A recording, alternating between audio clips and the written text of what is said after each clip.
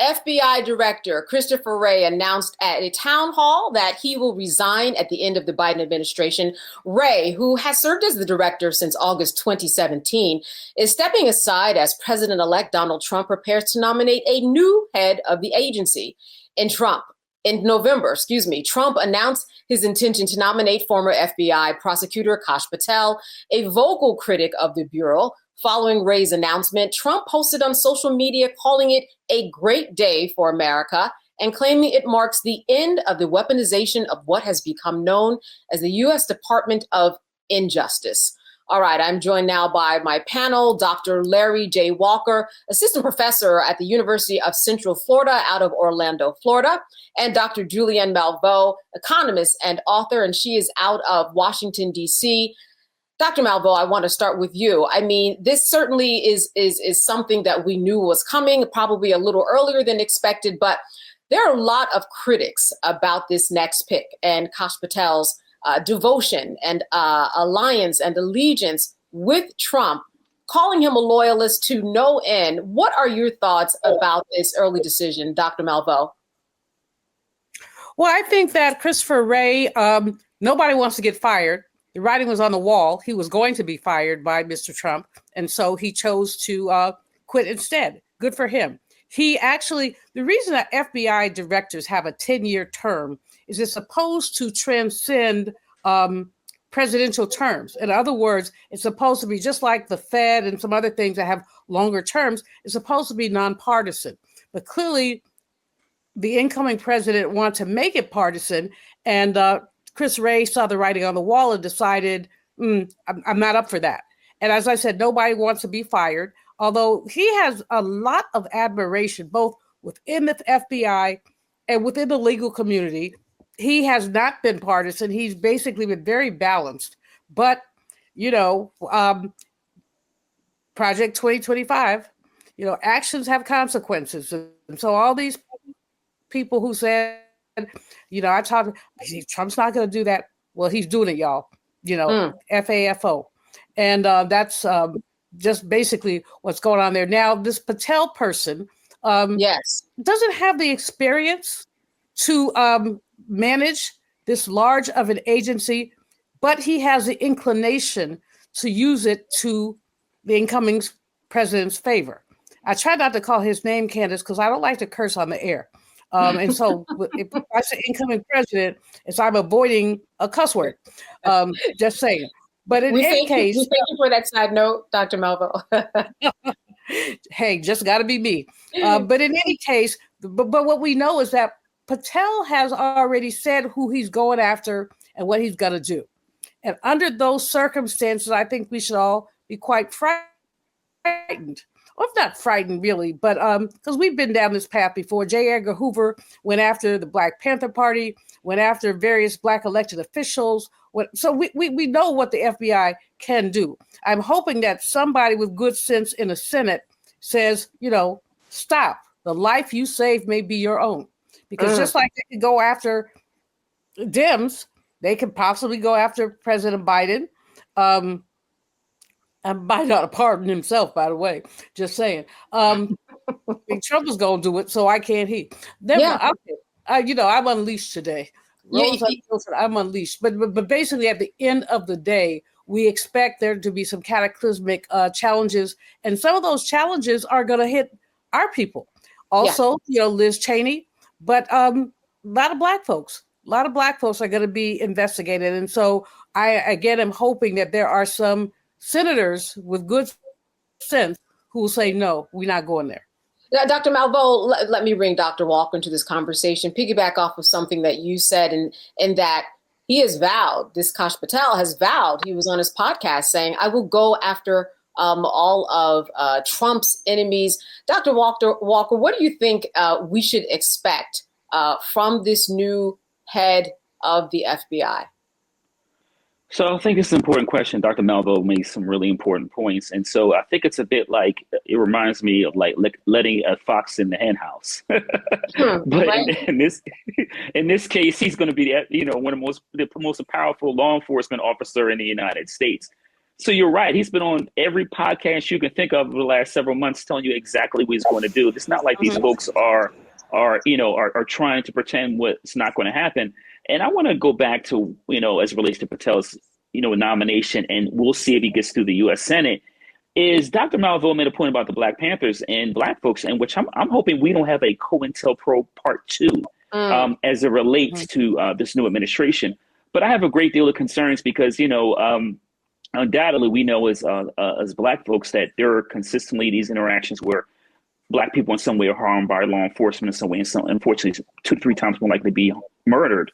And so these incidents happen frequently in the United States. And so my concern is if and when something like this happens, what is the response? And why I'm highlighting that is that, whatever issues people might have with, soon to be former FBI Director Wray, he talked a lot about, white domestic terrorism and how, in many of these hearings when he's called before the Judiciary Committee and talking about the dangers. And obviously we see some of that play out on January 6th and, the rise of the Proud Boys the last several years, among other extremist organizations. So what happens as it relates to these extremist organizations? Are they allowed to flourish? And are Black folks are likely to see violence in our communities based on, what we saw prior during the time of Jim Crow? And I'm not certainly saying we will relive Jim Crow, but there's a history of violence here in this country. And so I worry that, not only in terms of, Black people being over policed, but also what kind of violence can we expect to see over the next several years? And so these are the kind of things that we need to talk about. And that's why this platform is so important. Dr. Malveaux, you mentioned just the confirmation and perhaps whether or not this will even go through. Well, what are your thoughts about this? Because we've certainly seen a lot of nominees, even right now, they're trying to figure out what their fate is. We've already had somebody who was nominated drop out, Matt Gaetz. What are your thoughts about Kash Patel and what the outcome might be in terms of him even being confirmed? Well, he's likely to be confirmed. I hope he isn't. I think he is dangerous. But I do think that the Senate is of the mind to give the incoming president anything he wants. And by doing that, they're, Patel, Dr. Oz over Medicare, Medicaid. I mean, that's the biggest joke I've ever heard. And we go down the list. They are of the mind to give the incoming president whatever he would like. And from that perspective, you just need, 2 or 3 of them to say, this is, and it really is not only about the Black community, it's about the community writ large. And it's about the number of people who may be, come on, Liz Cheney. This is the whitest of white girls. From Republican royalty. Would they go after her? Probably, if the incoming president grinds his axe, and she, of course, did vote for his impeachment. So I think that what we ought to all understand is that the Senate, the Republican Party is not the Republican Party anymore. It's now Mr. Trump's party. Oh, I curse. Sorry about that. But it's his party. And so when we understand that we understand that unless there are egregious reasons to deny a nominee, they're going to go with the nominee. And so this does mean that we got to all lawyer up. Ben Crump is going to be working overtime, if not triple time. And some of our other great lawyers Lawyers Committee for Civil Rights Under Law, because we understand, and I'm so glad that Larry brought up the point about COINTELPRO and the ways that the FBI has been weaponized in the past with Black people to mess with us. And we can call the roll. We can talk about Paul Robeson. We can talk about W.B. Du Bois. We could go on down the list. We can talk about Marcus Garvey. And so I'm wondering if some of our civil rights organizations are going to be targeted, if others are going to be targeted. But I am very concerned, and we all ought to be very concerned. But again, that 20% of Black men who decided that they thought that man would be an adequate president. They did the decision, but they were up in it. Those white women who I am now officially through with, Dear white women, I wrote them a letter. Dear white women, through with y'all. They listen, Dr. Malvo, we like the unhinged version of you. Dr. Walker, listen, Kash Patel, former attorney, he also worked within the Obama administration. What do you think that organizations, what do you think that civil rights group, as Dr. Malvo mentioned, should be doing right now in terms of the expectations of what could potentially be happening and how to kind of head that off? Yeah, so I think it's really important that, Dr. Malvo talked about civil rights organizations and other entities that might be impacted or care about underserved, minoritized populations have to be proactive. Listen, I worked on the Hill, and many of the things that, that were in Project 2025 were like not, I don't think Republicans ever thought that they would be at this point, but it took them decades. I'm making that point is because NAACP, various other entities, we need a short and long-term strategic plan to counter some of the challenges that, like I said, minoritized communities, particularly Black folks, are going to have to deal with in the next couple of years. And we sit idly by and just be reactionary, then we're going to find ourselves in a lot of trouble. So like I said, I'm hoping that, all these, we have a bunch of great, scholars and educators and, and attorneys on this platform right now discussing this issue. We collectively have to come together, whether, like I said, it's certain groups that are, been around for a long time and other entities, but we've got to figure out we have to have a plan, concrete plan at the local and state level to address these challenges, because otherwise we'll find ourselves, like I said, in a lot of trouble.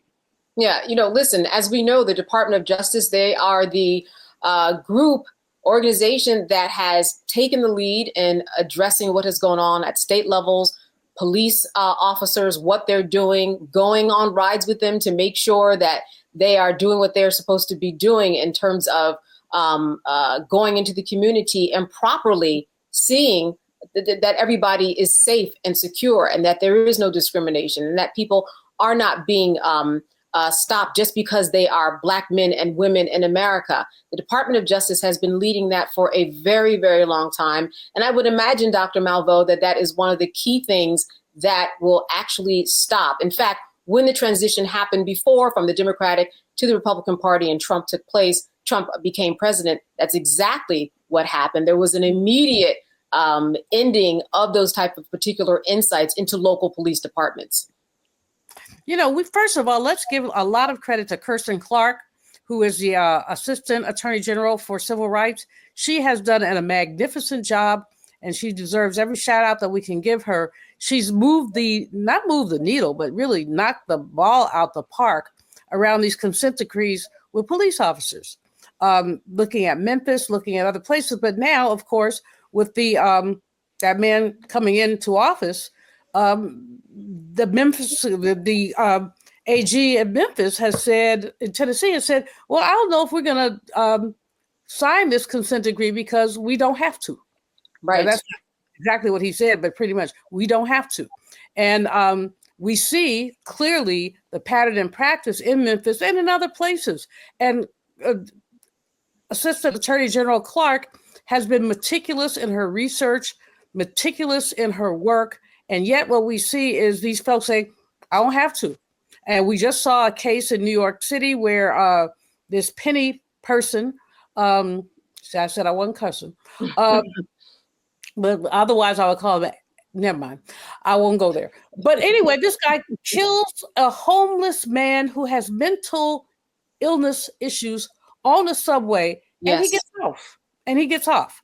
And we're going to see a lot more of that. We're going to see a lot more because, lynching culture, and if Roland were here, he'd start laughing now, but that's my obsession. Because I'm writing a book about lynching culture and reparations.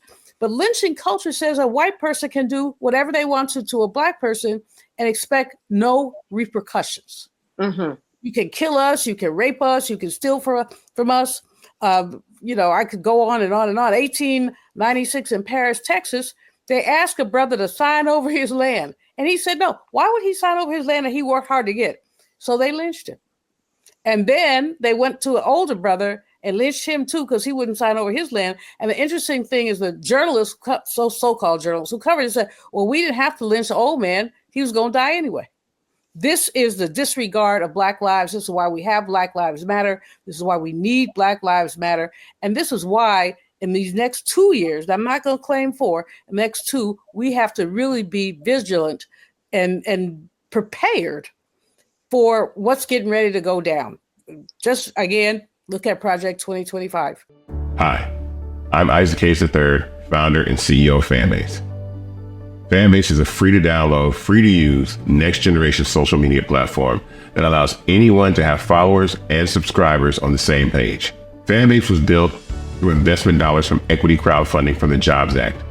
People just like you help build Fanbase, and we're looking for more people to help build Fanbase. We are currently raising $17 million in a Regulation A crowdfund on Start Engine. We've already crossed $2.1 million, but we're looking to raise more capital from people just like you that deserve the opportunity to invest in early stage startups without having to be accredited investors. So right now, I'd like you to go to startengine.com/fanbase and invest. The minimum to invest is $399. That gets you 60 shares of stock in Fanbase right now, today. And then use Fanbase to connect with friends, grow your audience, and be you without limits.